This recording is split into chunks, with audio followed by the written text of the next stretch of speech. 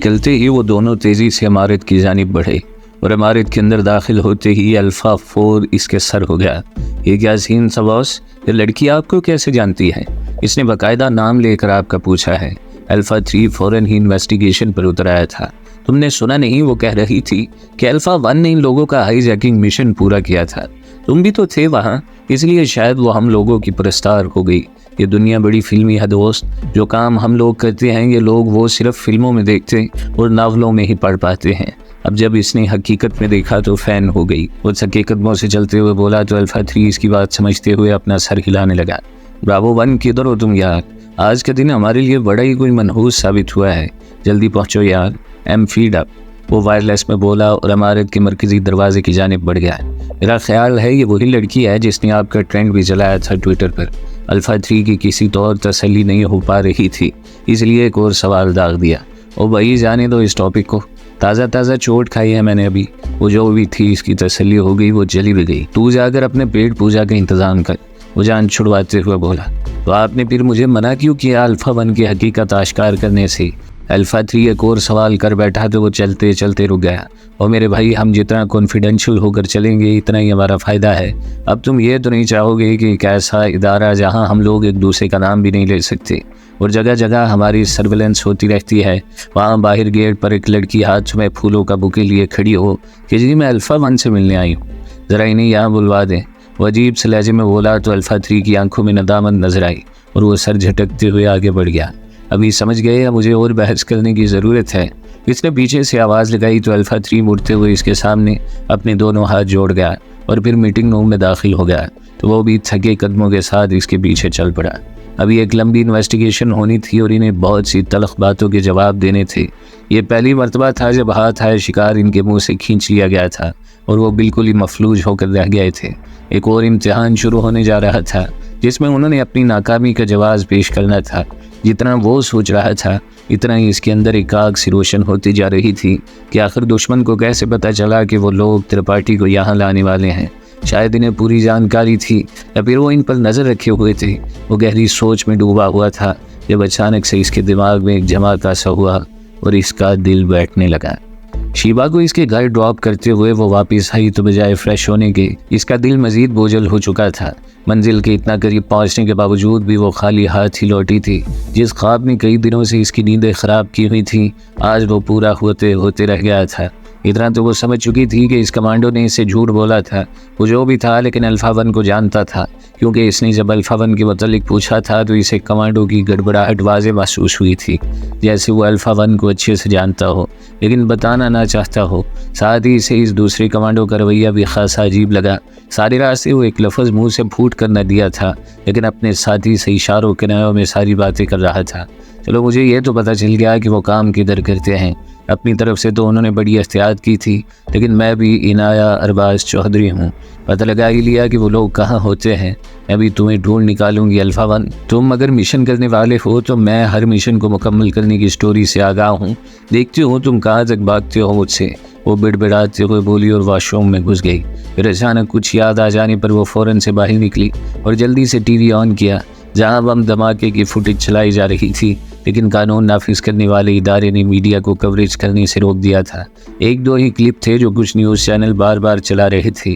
एक और झूठ, अब तो मुझे यकीन हो चला है कि ये वही लोग थे। इतना तो मैं भी जानती हूँ कि इस खबर को दबाया क्यों जा रहा है। अल्फ़ा 1, मैं आ रही हूँ तुम्हारे पीछे। वो मुस्कुराते हुए बोली और दोबारा से वॉशरूम में घुस गई। इसकी हालत खासी ख़राब थी और सेक्शन कमांडर बजाय इन लोगों की क्लास लेने की इन्हें तसलियाँ देने में मसरूफ़ थे। कोई बात नहीं यार, जीतने वाले ही हारते हैं। दुश्मन भी तो यहाँ लड़ने आया है ना, तो फिर हारने का हौसला भी रखना पड़ेगा। सेक्शन कमांडर इसे समझाते हुए बोले तो इसने ज़ख्मी नज़रों से इन्हें देखा। मुझे दुख हारने का नहीं है, हार जीत तो अल्लाह के हाथ में है सर। मुझे तो हैरत है कि वो कैसे पल पल की खबर रखे हुए थे। जहाँ तक मुझे लग रहा है अब त्रिपाठी कभी पाकिस्तान में मिशन नहीं कर पाएगा। वह हथेली का मुक्का बनाते हुए बोला तो सेक्शन कमांडर अचंभे से इसे देखेगा। और ऐसा तुमने क्यों सोचा? वो इसे बगौर देखते हुए पूछ बैठे। मैंने कुछ दिनों पहले ब्रावो 1 से कहा था कि जल्द ही वो लोग हमें चारा डालेंगे ताकि हमें एक्सपोज कर सकें। और फिर इसके बाद एक स्कूल की बस फजूल में अगवा कर ली गई जिसकी कोई तुक ही नहीं बनती थी। जब हम लोग वहाँ पहुँचे तो हमें किसी ख़ास मुज़ाहमत का सामना नहीं करना पड़ा और हम लोगों ने हालात काबू में कर लिए। वहाँ हमें सर्वेलेंस का मुकम्मल सेटअप भी नज़र आया जिसे हमने तबाह कर डाला। मैं समझ रहा था कि असल में वाकई हमें एक्सपोज करने के लिए था, लेकिन वो तो एक डिमी चाल थी जिसे प्लान भी कहा जा सकता है। असल बसात जो त्रिपाठी की सूरत में सजाई गई, जो खुद चलकर हम लोगों तक पहुंच गया और हमसे डिटेल में गुफ्तगू भी की। ये इनका असल प्लान था जिसमें उन्होंने हमारे बारे में मालूमात हासिल की और जब इनका काम पूरा हो गया तो वो त्रिपाठी को भी छुड़वा ले गए। वो सारे वाक़यात की कड़ियाँ मिलाते हुए बोला तो सब होंक बनी इसकी शक्ल देखे गए। ये सब तो समझ आती है, लेकिन इन लोगों का यहाँ तक चले आना मेरी समझ से बाहर है। सेक्शन कमांडर ने तोजी पेश करते हुए कहा तो वो बेचैनी से पहलू बदल कर रह गया। यही बात तो मुझे खटक रही है, और अगर मेरे अंदेशे ठीक साबित होते हैं तो उन्होंने पूरा होमवर्क किया हुआ था। मेरे ख्याल में त्रिपाठी के साथ उन्होंने कोई ट्रांसमीटर या फिर कोई डिवाइस अटैच की हुई थी। ज़्यादा इम्कान इस बात का है कि कोई चिप इसके जिस्म में इम्प्लांट की गई हो, जिसकी वजह से इन्हें पल पल की खबर मिल गई हो कि इसकी लोकेशन क्या है। वो दूर की कोड़ी लाया तो सेक्शन कमांडर भी इसकी बात सुनकर परेशान हो गए। ये तो बड़ी गड़बड़ हो गई। इसका मतलब तो ये हुआ कि वो लोग हमारे बहुत ही करीब पहुंच चुके हैं। सेक्शन कमांडर परेशानी से बोले तो इसने हाथ उठाते हुए इन्हें तसल्ली देनी चाहिए। ऐसा हो जाता अगर वो लोग जल्दबाजी का मुजाहरा न करते। मुझे ये समझ नहीं आ रही कि कुएं के बिल्कुल पास पहुंचने के बावजूद भी उन्होंने प्यासा जाना क्यों गवा रखा। वो पुरसोच लहजे में बोला तो सेक्शन कमांडर ना समझी सही से देखेंगे। चाहिए तो इन्हें यह था कि वो हमारी जगह देख लेते और फिर अपने बाकी साथियों को भी छुड़वा ले जाते, लेकिन उन्होंने ऐसा न किया और सिर्फ त्रिपाठी को ही ले जाने पर इत्तेफाक किया। अगर ऐसा सोचे समझे मंसूबे के तहत किया है तो फिर अफसोस है इन लोगों की प्लानिंग पर। वो तसल्ली देते हुए बोला तो सेक्शन कमांडर मुतमईन अंदाज में इसे देखे गए। मैं जाऊंगा इसके पीछे, अपना शिकार तो मैंने वापस लेकर ही आना है, इसके लिए मुझे चाहे कोई भी कीमत क्यों न चुकानी पड़े। वो मुसम्मम इरादे से बोला। और ऐसा तुम कैसे करोगी? वो इसे खोजती नज़रों से देख कर बोले तो इसने ब्रावो 1 की जानिब पुरस्कार नज़रों से देखा। मेरे हाथ एक चीज़ लगी असल, और यही चीज़ मुझे त्रिपाठी तक ले जाने वाली है। वो ब्रावो 1 की जानिब देखते हुए बोला तो इसके चेहरे पर भी एक पुरस्कार मुस्कुराहट दौड़ गई।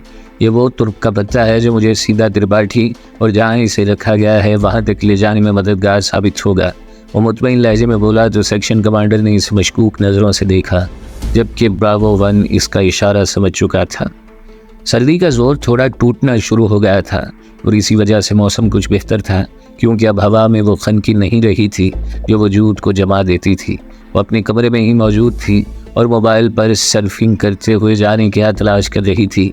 पिछले कुछ दिनों में हुए वाक़यात ने इस पर कुछ ख़ास अच्छा असर नहीं डाला था, जिसकी वजह से सुल्तान का बना हुआ बुत इसकी नज़रों में टूटना शुरू हो गया। वो 2 मरतबा शदीद मुश्किल से 2-4 हुई थी और सुल्तान ने इसे हरी झंडी दिखाई थी। अब मैं मरते मर जाऊंगी लेकिन तुम्हें कभी कुछ ना कहूँगी। इसे जाने क्यों गुस्सा आ रहा था, जिसकी वजह से वो जवाब से मुतनफ़र हुई थी और इसको खरी खरी सुना डाली थी। इसी बंदे को इसकी कोई परवाह ही नहीं थी। सके हारे अंदाज में वो मोबाइल वापस रखने लगी थी कि वो बज उठा। इसने घड़ी की जानिब देखा तो रात का 1:30 बज रहा था और फिर मोबाइल स्क्रीन को देखते हुए कॉल अटेंड कर ली, लेकिन बोली कुछ ना। कैसी हो इनाया? इसे सुल्तान का नॉर्मल लहजा सुनाई दिया। जिंदा हूँ और बहुत खुश हूँ।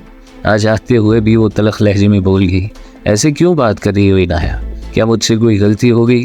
सुल्तान बेचैनी से बोला। नहीं जी, आपसे क्यों होने लगी गलती? ये तो मेरा काम है गलतियाँ करना और फिर इन पर बैठ कर कोड़ना। वो दांत पीसते हुए बोली तो सुल्तान की हंसी निकल गई। किस बात पर इतना कुड़ा जा रहा है? फ़ौरन ही सवाल आया तो वो दांत पीस कर रह गई। मैं मानता हूँ कि मुझसे गलती हो गई, लेकिन इसका यह मतलब तो नहीं कि तुम मुझसे यूँ नाराज़ हो जाओ। सुल्तान संजीदा लहजे में बोला तो वो फट पड़ी। सुल्तान, मैंने पिछले दिनों बड़ी मुसीबतें उठाई हैं। कहाँ से होकर नहीं आई मैं। कैसी कैसी बातें सुनना पड़ी मुझे, लेकिन मैंने तुम्हारे लिए स्टैंड लिया और इस जवाब तक के सामने खड़ी हो गई। लेकिन क्या किया तुमने? हर बार मेरी फीलिंग्स का मजाक बना कर रख दिया। नहीं करनी थी मुझे तुमसे कोई दोस्ती वोस्ती, तुम ही मेरे पीछे पड़ गए थे। अब जब मैं तुम्हारे बारे में सोचती हूँ और तुम्हें कुछ समझती हूँ, ये तुम ही हो जो मुझे यूँ इग्नोर करते हो कि मैं अपनी नज़रों में गिर जाती हूँ। वो जले कटे अंदाज में बोली तो सुल्तान खामोश ही रहा। बोलो ना, अब बोलती क्यों बंद हो गई तुम्हारी? क्या मैंने कुछ गलत कह डाला? कैसी रातों को मेरी नींदें हराम करके तुमने मेरा दिमाग ख़राब किया, और अब जब हो गया तो खुद चले हो किसी और दुनिया में। सुल्तान को खामोश पाकर वो मज़ीद दिल की भड़ास निकालने लगी। मेरी बात सुनो इनाया, मैं मानता हूँ कि मैं तुम्हें वक्त नहीं दे पा रहा, लेकिन आई प्रॉमिस कि तुम्हें आइंदा मुझसे इस बारे में किसी भी किस्म की शिकायत मौसूल नहीं होगी। ये मेरा तुमसे वादा है। मैं इस मामले में अब कोई कोताही नहीं करूँगा और मैं किसी और दुनिया में नहीं हूँ इनाया। मुझे दुनिया से बेहद मोहब्बत है, लेकिन मेरी दुनिया तुम ही तो हो। वो बेचैनी से बोला तो इनाया खामोश होकर रह गई। बस एक चांस दे दो, तुम्हें खोने का सोच कर ही मेरा सांस रुकना शुरू हो जाता है। वो मज़ीद बोला तो इनाया एक सर्द आह भर कर रह गई।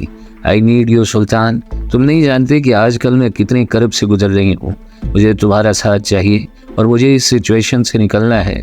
अब अगर तुम ही नहीं होगे तो मैं कहाँ जाकर अपना सर फोड़ूंगी। अब की मर्तबा वो आराम से बोली तो सुल्तान की हंसी निकल गई। सर तो तुम अभी दीवार से भी फोड़ सकती हो, लेकिन क्या फ़ायदा दीवार का प्लास्टर ख़राब करने का। मैं हूँ ना, मेरे साथ बातें करके अपना नहीं बल्कि मेरी ही अकल फोड़ डालो। सुल्तान हंसते हुए बोला तो वो अफसोस भरे अंदाज में सर हिलाते हुए इस पर चढ़ दौड़ी और फिर रात का बाकी वक्त दोनों की नोक झोंक की नज़र हो गया। जब इसने फ़ोन बंद किया तो सुबह की अज़ानें होने वाली थी। वो खामोशी से उठती हुई वज़ू करने के लिए वॉशरूम में घुस गई। इसने फ़ोन बंद किया तो अपने साथ बड़े वजूद पर एक नज़र डाली जो इसे शायद सबसे ज़्यादा अजीज़ था। तैमूर बिस्तर पर आड़ा तिरछा पड़ा बेखबर सो रहा था। इसने एक अपनायत भरी नज़र इस पर डाली और इस पर कंफर्टर बराबर करते हुए खुद बालकोनी में निकल आया। तैमूर घर में जब भी अकेला होता तो इसकी तरफ ही चला आया करता था, क्योंकि इसकी अपनी वालदा भी इसे पसंद करती थी और इसके खाने पीने का बेहद ख्याल रखती। इसके दिमाग में रह कर इनाया की बातें गूंज रही थी। वाकई में वो ठीक कह रही थी। इसे इन हालात में इसकी बेहद ज़रूरत थी, क्योंकि वो जानता था कि इसका जवाद से इसकी मर्ज़ी के बगैर निकाह हो चुका है, जो कि सिर्फ एक बिज़नेस मैरिज से ज़्यादा नहीं था। जवाद की करतूतों की एक पूरी लिस्ट इसके पास मौजूद थी, लेकिन वो चाह कर भी कुछ ना कर सकता था, क्योंकि इस मामले में इसका कोई हक नहीं बनता था कि वो अपनी टांग अड़ाए।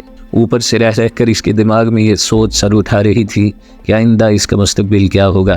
वो गहरी सोच में डूबा हुआ था जब तैमूर इसके पीछे ही बाहर चला आया। ये सुबह के वक्त कौन सा चिल्ला काट रहा है भाई?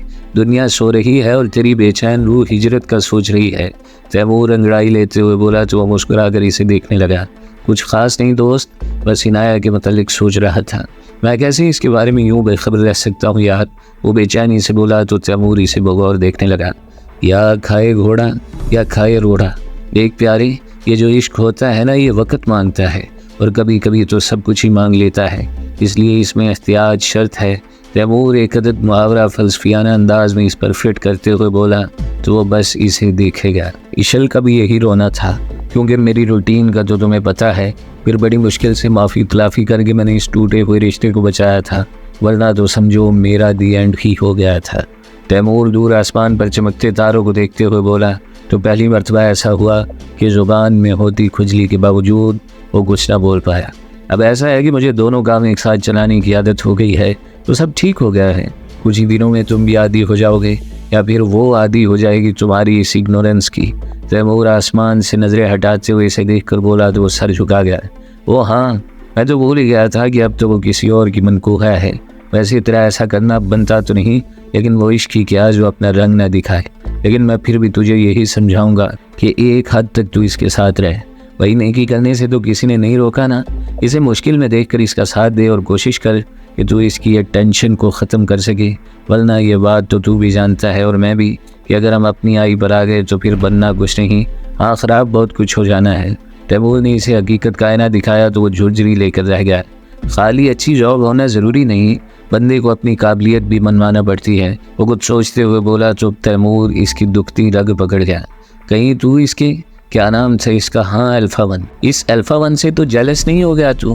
तैमूर शातिराना हंसी हंसते हुए बोला तो वो भी मुस्कुरा दिया।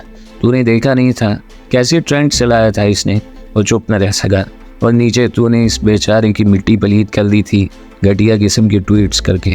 तैमूर इसे अफसोस भरे अंदाज में देखते हुए बोला तो दोनों ही हलक फाड़ कर हंस दिए, क्योंकि तैमूर खुद भी इस मामले में बराबर का शरीक था। चल जल्दी से तैयार हो, मजीद निहारी वाला दुकान खुल चुका होगा, जल्दी जाएंगे तो अच्छा माल मिल ही जाना है। वो फ़ौरन से टॉपिक चेंज करते हुए बोला तो तैमूर देख सकता था कि इसकी ज़ुबान कैसे टॉम एंड जेरी के टॉम की तरह बाहर निकली हुई रोल कर रही है। चल भाई, तेरी दुनिया तो बस हलक तक ठूंसने तक ही महदूद है। वैसे ही नाया के सामने बकवास कर रहा था कि मेरी दुनिया तो तुम हो। तैमूर पीछे खिसकते हुए बोला तो इसने चौंकते हुए इसे देखा और फिर सारी बात समझते हुए इसके पीछे दौड़ा, लेकिन वो तैमूर ही क्या जो पकड़ा ही दे जाए। नमाज पढ़कर वो सोने के लिए लेटने ही वाली थी कि एक मरतबा फिर से इसका फ़ोन थरथराया तो वो चौंकते हुए आंखें खोल गई। सुल्तान से तो बात हो गई, अब ये कौन हो सकता है? इसने बिड़बिड़ाते हुए फ़ोन उठाकर देखा जहाँ सुल्तान कॉलिंग लिखा आ रहा था। इसने फ़ौरन ही कॉल अटेंड की।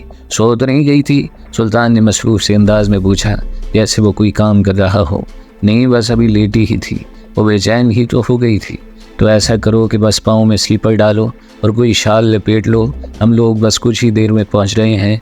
न्यारी फाड़ने का प्रोग्राम है और अगर लेट हो गए तो फिर नहीं मिलने वाली। सुल्तान मसरूफ़ से अंदाज में बोला तो वो बुखला सी गई। मैं कैसे सुल्तान? अकेली नहीं रहती मैं जो ऐसा बोल रहे हो। वो साफ इनकार कर गई थी। ओहो, हमारे साथ तैमूर भाई की मंगेतर भी हैं और इन्हें भी हमने शराफत से पिक नहीं किया, बल्कि सीढ़ी लगाकर इन्हें उतारना पड़ा। तब कहीं जाकर वो हमारे इस काफ़िले में शामिल हुई हैं। तुम भी ऐसा ही कोई तरीका सोचो। सुल्तान ने इसकी बात अनसुनी करते हुए नया हुक्म जारी किया तो वो सर पकड़ कर रह गई। लेकिन यार, ये कोई ईजी काम तो नहीं है, वो डरते हुए बोली। हम लोग ऐसे काम करते भी नहीं जो ईजी हों। चलो शाबाश, तुम्हारे पास सिर्फ 15 मिनट हैं।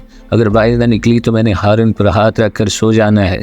सुल्तान ने इसे मज़ीद खौफज़दा किया और कॉल काट दी। अजीब बंदा है, इस सन्नाटे में मुझे बेइज्जत करवाएगा। वो हकीकत में डर गई थी, लेकिन फिर अचानक ही इसके अंदर ख्वाहिश जागी कि इसे किसी तौर या एडवेंचर मिस नहीं करना चाहिए। और यही बात सोचते हुए वो एक सर्द आह भरते हुए उठी और अपना हुलिया दुरुस्त करते हुए गर्म शाल अपने गिर्द अच्छी से लपेटी और पाँव में वाकई कारपेट चप्पल पहनते हुए बालकोनी में चली आई। एक सर्द लहर इसके पूरे वजूद में सिरायत कर गई, क्योंकि इस वक्त सर्दी भी अच्छी खासी हो चली थी। मसला इसके लिए यही था कि वो घर से बाहर कैसे निकले, क्योंकि अगर मेन दरवाजे से जाती तो घर वालों को पता लग जाता।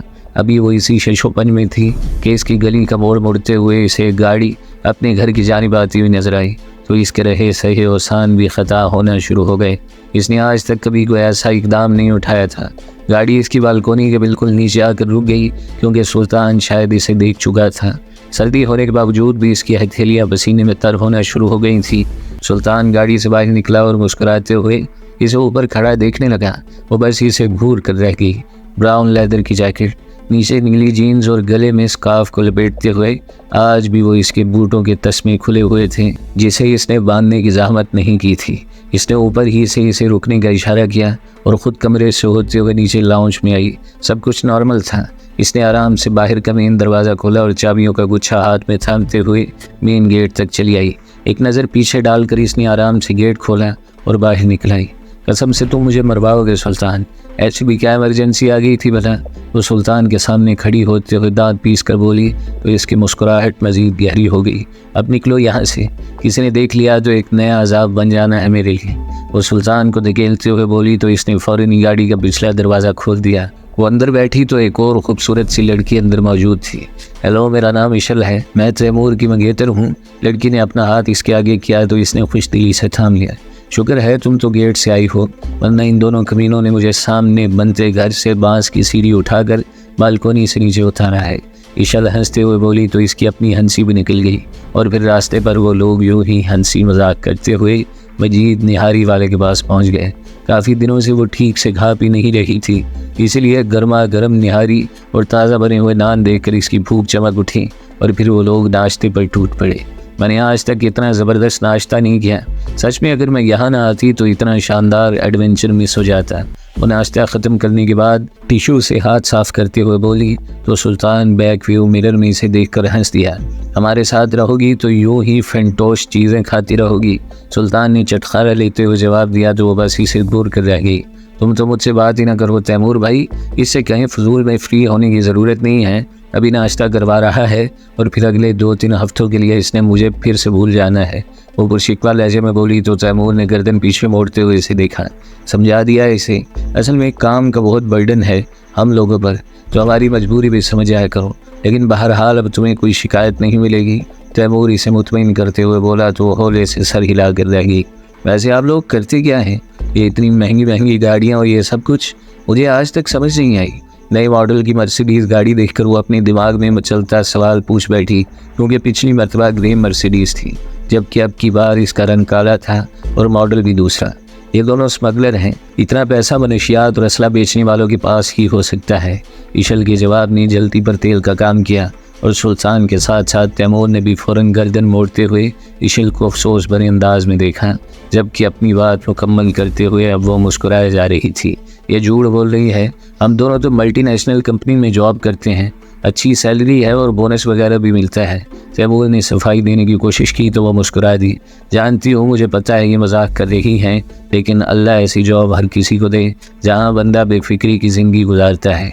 वो दुआ देते हुए बोली तो उन्होंने वापसी गिरा ली, क्योंकि अब हल्की हल्की रोशनी फैलना शुरू हो गई थी।